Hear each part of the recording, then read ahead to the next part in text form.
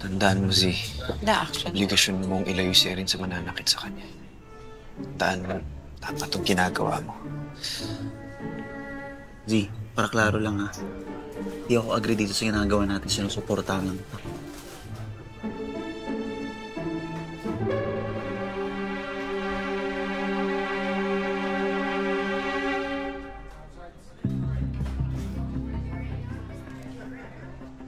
Zion,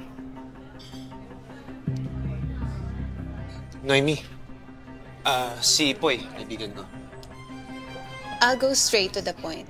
The only reason kung bakit willing ako makipagkita sa'yo today is because sa panood ko kung paano mo kinrush yung wedding ni Erin. So dahil doon na-convince ka paniwalaan si Z? Nakita ko sa actions mo kung gaano mo talaga kamahal si Erin. And as her old friend, gusto kong iligtas mo siya kay Gilbert. Kailangan natin silang paghiwalayin.